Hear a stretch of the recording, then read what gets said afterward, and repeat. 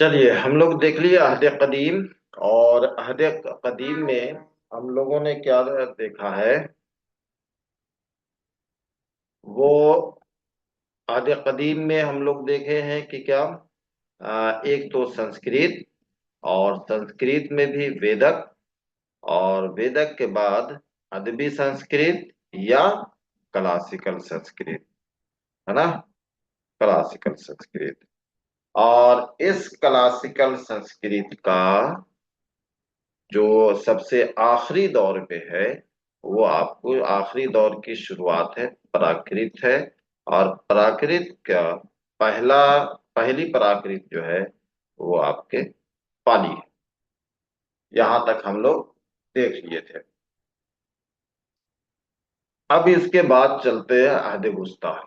एक बात और मैंने बताया था, शायद नहीं बताया था या बताया था, खैर बहरहाल जो भी हो, एक बात याद रखिएगा कि जबानों के इर्तिका में, यानी जबान जिस तरीके से आगे बढ़ रही होती है, तो वो जबान तभी तक फरोग पाती है जब वो आवाम से जुड़ी रहती है, आवाम के बोल चाल में इस्तेमाल होती है, वो जबान जिंदा रहती है।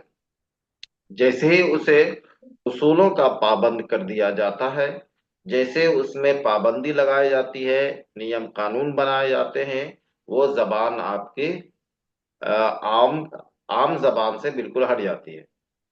और जिसमें उसूल और कवायद बनाए जाए, उसको कौन सी जबान कहते हैं? अदबी जबान कहा जाता है। तो जिसमें अदब लिखा जाने लग जाए, शायरी होने लग जाए, नस्र लिखे जाने लग जाए, तो वो फिर अवाम उस जबान को नहीं बोलती है, और फिर यहाँ से एक नई जबान बनती है। ठीक है। तो हर अहद में देखिएगा कि दो जबानें बन रही हैं। एक अदबी शक्ल इख्तियार कर रही हैं, तो दूसरी जबान क्या है? अवामी जबान हो रही है। और ये तब्दीली कोई एक साल में नहीं होती है, या फिर देख रहे हैं फाउंडेशन देख रहे हैं कि अहद वुस्ता में है 500 कबल मसीह या 600 वगैरह सब देख रहे हैं।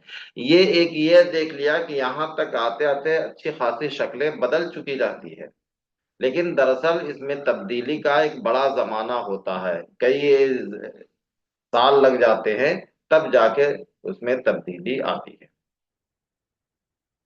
तो यहाँ भी देखिए अहद वुस्ता में, इस अहद में हिंद आरियाई जबान की दो नुमाया शक्लें नजर आती हैं। अहद वुस्ता के इब्तदाई दौर में भी दो शक्लें नजर आ रही हैं। एक तरफ अवाम की बोलियां, और दूसरी तरफ तरफ जो है संस्कृत है। अब ये तब्दीली का मशरकी हिंदुस्तान में दूसरी प्राकृत का अहद शुरू होता है। क्या? मशरकी हिंदुस्तान। अब जैसे ही ये सब नाम याद आता है आपके जहन में, वो इलाका आपके जहन में आ जाना चाहिए। मशरकी हिंदुस्तान मतलब आपका बिहार का इलाका है, यूपी है, इलाहाबाद है, ये सब विंध्याचल है, ये साल का जो मुगल सराय वगैरह ये सब है, ये सब का इलाका आप लोग के जहन में आ जाना चाहिए। अब इस आहद के आहद वुस्ता में प्राकृत कितने हैं? तो याद रखिएगा 5। आता है क्वेश्चन कि प्राकृत के कितनी शक्लें हैं, तो वो है आपके 5 शक्लें हैं। तो पहली प्राकृत में याद रखिएगा महाराष्ट्री, शोरसीनी, मगधी, अर्ध मगधी और पिशाची। ये आपको याद रखिएगा पूरा, ऐसे याद होना चाहिए, सोच रहे हैं हम, फुलों में याद होना चाहिए। महाराष्ट्री, शोरसीनी, मगधी, अर्ध मगधी, पिशाची। अब ये देखिए सबके अलग अलग ये कहाँ बोली जाए। महाराष्ट्री कहाँ है? महाराष्ट्री अगर इन सारे में अगर देखा जाए, जैसे आद्य कदीम में देख रहे थे कि 3 हिस्सों में उसको डिवाइड किया गया, 3 इलाके में, कि उदीचे है, प्राचे है। तो उसमें हम लोग ये देख रहे थे बराजट है, उसमें देखे थे कि उदीचे को सबसे ज्यादा अहमियत हासिल थी। इसी तरीके से देख रहे हैं कि अहद वुस्ता में अगर किसी जबान की सबसे ज्यादा फौकियत थी, और उसे अदबी रूप में समझी जाती थी, और वो है आपकी शोर सीनी।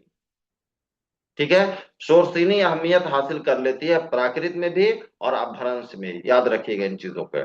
ये अलग बात है कि महाराष्ट्री जबान में अदब लिखा जा रहा था, शेर व शायरी हो रही थी, और महाराष्ट्री से मुराद जो है मुल्क हिंदुस्तान लिया जाता था। लेकिन जबान के ताल्लुक से सबसे बेहतर अगर कोई जबान मानी जा रही थी तो वो आपकी शोरसीनी मानी जा रही थी। ठीक है। इस अहद का बेशतर शेरी अदब इसी प्राकृत में मिलती है। ये पॉइंट से आपको ये होगा कि अगर पूछा जाए कि अहद वुस्ता में सबसे ज्यादा, अहद वुस्ता में जो है शेरी अदब या अदब का जो है नमूना कहाँ मिलता है, तो वो आपके महाराष्ट्र में। इसकी मकबूलियत का यह आलम था कि लफ्ज महाराष्ट्र से अक्सर मुल्क हिंदुस्तान मुराद ली जाती थी। अब आइए शोरसीनी, देखिए शोरसीनी और महाराष्ट्री दोनों का फर्क मैंने वाजे कर दिया है कि दोनों को किस तरीके से आपको ज़हन नशी करना है। इसका मरकज क्या है? शोरसीनी देश। शोरसीनी देश मतलब आज के जमाने के जो मथुरा है, मथुरा आपका शोरसीनी, और यहीं से आपको संस्कृत जो है, संस्कृत जबान यहीं से फरोग पा रही है और आज भी इसके असरात हैं। मथुरा वो इलाका है जहां संस्कृत, शोरसीनी और प्राकृत, ये सारी जबानें परवान चढ़ी है। ठीक है ना? संस्कृत और शोरसीनी प्राकृत ये दोनों जो है यहाँ परवान चढ़ रही है मथुरा के इलाके में। संस्कृत के बाद आला तबके में अगर किसी प्राकृत का रिवाज था तो वही थी जिस पर संस्कृत की गहरी छाप होती। इसी तरीके से अगर देखिएगा उसके बाद मगधी, तो ये मगध देश में है। जुनूबी बिहार, ये आपका बिहार गया वगैरह का जो इलाका है, गया है, बोध गया है, ये सब का इलाका है आपका मगधी इलाका। जो सबसे बिगड़ी हुई जबान कहला रही है वो आपकी मगधी है। सबसे बेहतरीन जबान कहाँ कहला रही है? मथुरा में। और बिगड़ी जबान कहला रही है आपको मगध के इलाका में, मगधी में। आर्याई जबान के मरकज से दूर होने की वजह से इसे गैर मुहज्जब जबान समझी जाती थी। अहद वुस्ता में गैर मुहज्जब किस जबान को समझी जा रही है? तो मगधी की। अर्ध मगधी, मगधी और अर्ध मगधी किसको कहते हैं? मगधी के बीच के इलाके, शोरसीनी और मगधी के। देखिए कौन सा है? बिहार से इलाहाबाद तक के इलाकों में अर्ध मगधी प्राकृत बोले जाती थी। ठीक है। बिहार और इलाहाबाद का। बाद के जमाने में जिस इलाके को दिल्ली वाले पूरब के नाम से पुकारते रहे हैं वो यही इलाका है। ठीक है।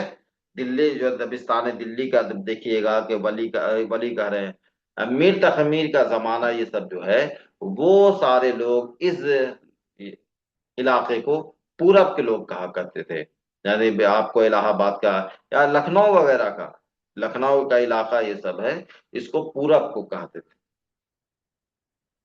पिशाची वो प्राकृत जो पंजाब और कश्मीर के इलाके में बोले जाते हैं, ऊपर के हिस्से में, हिंदुस्तान का देखिएगा ऊपर के हिस्से में पंजाब और कश्मीर में जो जबानें बोली जा रही हैं उसको पिशाची कहते हैं। कहाँ? आदिवुस्ता की बात कर रहे हैं। पिशाच के माने है कच्चा गोश्त खाने वाले। यह प्राकृत इतने धुंधले में थी कि आवाम में ये भूत प्रेत की जबान से मशहूर थी। अब देखिए अहद प्राकृत के कवायद नवेश वुरूची। अब इसका नाम खुसूसी तौर पे याद रखिएगा क्योंकि इनका खुसूसी तौर पे आता है कि ऐसे तो अहद वुस्ता में पूछा जाए कि कितने प्राकृत है तो 5 प्राकृत है। इसमें किसी तरीके से कोई कंफ्यूजन नहीं है। जहां पूछे कितने प्राकृत, 5। कितने अपभ्रंश, 5। आगे चल के हम लोग अपभ्रंश देखेंगे, लेकिन प्राकृत 5। लेकिन अगर स्पेशल आ जाए कि गुरुची ने कितने कहा है, प्राकृत की कितनी शक्लें बताई हैं गुरुची ने, और वो कब? 1100 कबले मसीह, एकदम हम लोग आ रहे हैं, ईस्वी में पहुंच रहे हैं अब। इसने क्या 4 प्राकृतों का नाम दिया। देखो महाराष्ट्री, पिशाची, मगधी और शोरसीनी किसको गायब किया है? तो वो अर्ध मगधी को।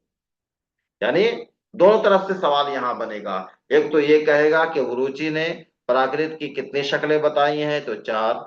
उसके बाद अहद वुस्ता में गुरुजी ने किसको जो है प्राकृत नहीं माना है, तो वो अर्धमगधी को नहीं माना है।